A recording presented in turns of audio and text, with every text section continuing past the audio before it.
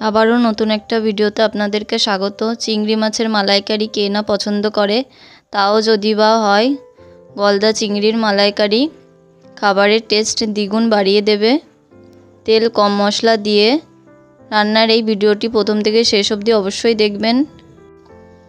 রান্নার জন্য প্রথমে আমি চিংড়ি মাছগুলোকে ভালো করে ধুয়ে লবণ হলুদ মাখিয়ে নেব, যাতে চিংড়ি মাছগুলোর ভেতরে লবণটা ভালো করে ঢুকে যায়। দিয়ে দেবো পরিমাণ মতো সরিষার তেল। তেলটা গরম হয়ে গেলে চিংড়ি মাছগুলোকে দিয়ে দেবো তেলের মধ্যে, এক এক করে দিয়ে দেবো। চিংড়ি মাছগুলোকে একটু লাল লাল করে ভালো করে ভেজে নেব। চিংড়ি মাছ ভাজা হয়ে গেছে, এবার তুলে নেব।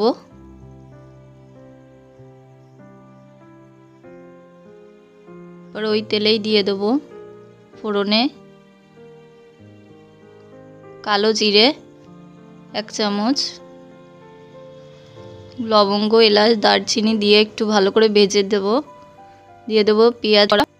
যতক্ষণ পেঁয়াজটা একটু বাদামি রঙের না হয়, পেঁয়াজটা বাদামি রঙের হয়ে গেলে রসুন বাটা বা আদা বাটা দিয়ে দেবো।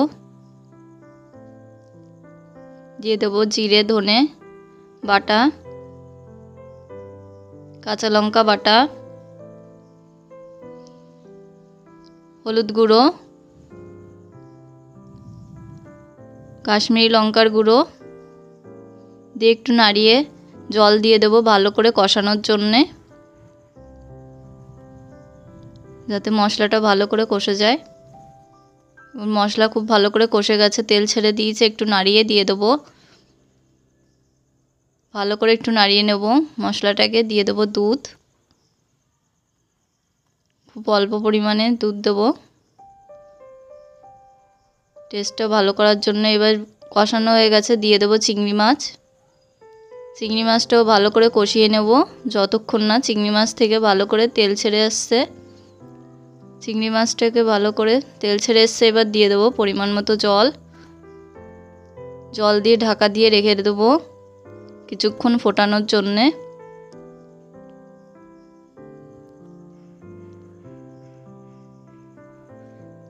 ঢাকনাটা তুলে দিয়ে একটু ঝোলটাকে নাড়িয়ে দেবো। নামানোর আগে দিয়ে দেবো গরম মশলার গুঁড়ো, দিয়ে 2 মিনিট মতো ফুটিয়ে নামিয়ে দেব।